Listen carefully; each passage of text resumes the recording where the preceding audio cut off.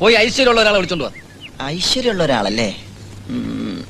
ഞാൻ ഏറ്റവും പക്ഷെ ഇത് മാത്രല്ലല്ലോ ഉണ്ണി, ഇപ്പം ഉണ്ണിയും ഒരു സോഷ്യൽ മീഡിയ ഒരു ഇൻഫ്ലുവൻസറും നിങ്ങൾ തമ്മിൽ ഒരു വാക്കുതർക്കം ഉണ്ടായി. അത് ആര് പറഞ്ഞു? അതൊക്കെ ഞാൻ അറിഞ്ഞു. സംഭവം ശരിയാ, പിന്നെ പോക്കൃത്തല്ലേ അവര് കാണിക്കുന്നത്? അതിപ്പോ ഭയങ്കരമായിട്ട് ഇങ്ങനെ അതിന്റെ ഓഡിയോ ഇങ്ങനെ പോയിക്കൊണ്ടിരിക്കണ്ടേ. വെറുതെ ബഹളുണ്ടാക്കണി നടന്ന് നിങ്ങൾ അനൗൺസ് ചെയ്ത് നാട്ടിക്കണ്ട. ശരി, ഞാൻ പറയാനുള്ളത് മര്യാദയ്ക്ക് പറഞ്ഞു. സിനിമയായിട്ട് കാണാതെ ഒരു സ്പെക്യുലേഷൻസും മറ്റു കാര്യങ്ങളൊക്കെ വരും. സഹിക്കാൻ പറ്റില്ല കുറെ കാര്യങ്ങളൊക്കെ. സഹിക്കാനായില്ല. ആശ്വസിക്കുക. അയാള് പറയുന്നത് അയാള് ശരിയാണത്, അങ്ങനെ ചെയ്യുവാണെങ്കിൽ അരി മേടിക്കാനാണെന്നാ പറഞ്ഞത്. സത്യമാണോ ഈ പറയുന്നത്? സത്യം ആയില്ലെങ്കിൽ ഭഗവതി ആണ് സത്യം. അത് നിങ്ങളെ ഏത് രീതിയിൽ ബാധിച്ചാലും എനിക്ക് വിഷയമില്ല, ബിക്കോസ് ഞാൻ അരി മേടിക്കാനാണെന്ന്.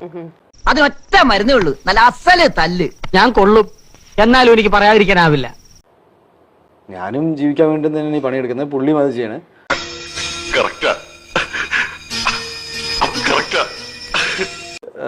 ഞാൻ ഒരുപാട് തെറിയൊക്കെ പറഞ്ഞിട്ടുണ്ട് പുള്ളിനെ. അപ്പൊ എന്റെ തെറി കേട്ടിട്ട് ഒരു വീട്ടിലൊരു അങ്ങനെ അരി വാങ്ങേണ്ട ഒരു നല്ല കാര്യം സംഭവിച്ചിട്ടുണ്ടെങ്കിൽ അത് ഐ വെൽക്കം ഇറ്റ്.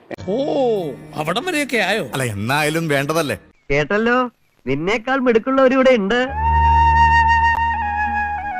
അയാൾ പറയാനില്ല ഞാൻ ഉറച്ചു നിൽക്കുന്നു ഇതിനാണെന്ന്. പക്ഷെ അരി മേടിക്കാനാണെന്ന് പറഞ്ഞപ്പോ പിന്നെ ഞാൻ സത്യത്തിൽ അന്നോട്ട് പിന്നെ എനിക്കൊന്നും പറയാൻ പറ്റാത്ത അവസ്ഥയായി. നീ ഇങ്ങനെ നിരാശപ്പെടാതെ, നിന്നെ പോലത്തെ ഒരു മരമണ്ടന്റെ കൂടെ ഇങ്ങനെ ഒരു മണ്ടത്തരത്തിന് ഇറങ്ങി തിരിച്ചല്ലോ ഓർത്ത് ചെയ്തു പോയത്. വേണ്ട, തെറ്റ് എന്റെയും കൂടെ.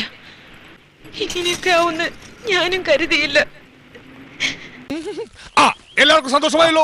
എനിക്ക് സന്തോഷമായി. എല്ലാവർക്കും പിരിഞ്ഞു പോവാം. സ്നേഹം തൊട്ട് തരുമോ?